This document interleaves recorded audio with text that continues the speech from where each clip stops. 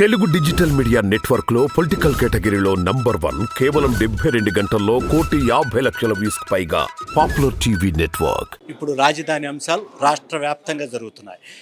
తిరుపతి మాజీ ఎంపీ చింతామోహన్ గారు కూడా మళ్ళీ రాజధాని అంశాన్ని ప్రస్తావిస్తున్నారు. సార్ ఏంటి మళ్ళీ రాజధాని అంశాన్ని ప్రస్తావిస్తానికి కారణం? అయ్యా బ్రహ్మం గారని ఒక సెయింట్ ఉండేవాడు. ఆయన కాలజ్ఞానంలో రాశాడు ఏమని, తిరుపతి రాజధాని నగరం అవుతుంది అని.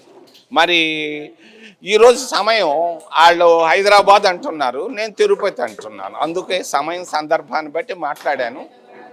వైవి సుబ్బారెడ్డి మరలా హైదరాబాద్ వెళ్ళాలి అంటున్నారు కాబట్టి మీరు తిరుపతి అంటున్నారు. కాదయ్యా, బ్రహ్మం గారు చెప్పారు 1953లో ఎన్జి రంగా గారు తిరుపతిని రాజధాని చేయమన్నారు.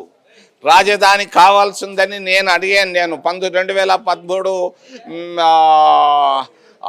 నవంబర్ 17వ తారీఖున డాక్టర్ మన్మోహన్ సింగ్కి జాబు రాశాను. జాబు కాపీ కూడా నాది. తిరుపతిని రాజధాని చేయమంటే డన్ అన్నాడు ఆయన. మరి ఊహించని పరిణామాలు వచ్చినాయి, ఈ సమస్యలన్నీ వచ్చాయి. ఆల్రెడీ అమరావతి రాజధాని ఉంది కదా. ఉందే, శపించబడ్డ స్థలమయ్యా తుళ్ళూరులో ఈయన ఫౌండేషన్ వేసి చెడిపోయాడయా, రైతులు చెడిపోయాడు, చంద్రబాబు కూడా ఓడిపోయాడయా. మరి దానికి శపించబడ్డ స్థలంలో నిన్ను ఎవరు ఏమన్నారయ్యా? అందుకే ఈ సమస్యలు వచ్చాయి. రాజా వెంకటాద్రి నాయుడు తుళ్ళూరు నుంచి నాయుడుపేట దాకా రాజుగా ఉన్నాడు 300 సంవత్సరాల నాడు. ఆయన వేశాడు 172 మందిని చంపిన స్థలంలో అక్కడ వేశాడు ఈయన పునాది రాయి. పొరపాటు చంద్రబాబు చేసింది. ఇప్పుడు చిరంజీవిని ఎందుకు మళ్ళా ఏ విధంగా ముఖ్యమంత్రి చేద్దామని మీరు భావిస్తారు? ఏ విధంగా ఆయన వచ్చి నామినేషన్ వేసేస్తే నేను ముఖ్యమంత్రిని ఆయన చేసి పెట్టే బాధ్యత నేను తీసుకుంటానని 10 సార్లు చెప్పాను. 11వ సారి ఇది.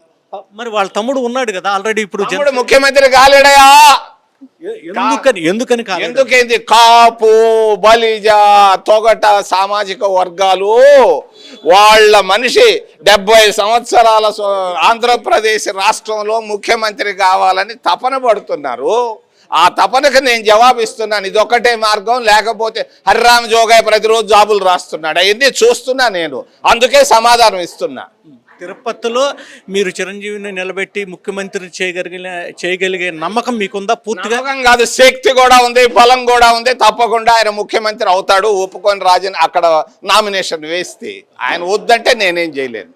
చిరంజీవి ఎటువంటి పరిస్థితుల్లోనూ నమ్మి తిరుపతిలో కనుక నామినేషన్ వేస్తే ముఖ్యమంత్రి అవుతారు. అదేవిధంగా తుళ్ళూరు రాజధానిగా పనికిరాదు అని చెప్పేసి మాజీ ఎంపీ చింతామోహన్ స్పష్టం చేస్తున్నారు. కెమెరామెన్ కిరణ్తో దామోదర్, తెలుగు పాపులర్ టీవీ, విజయవాడ.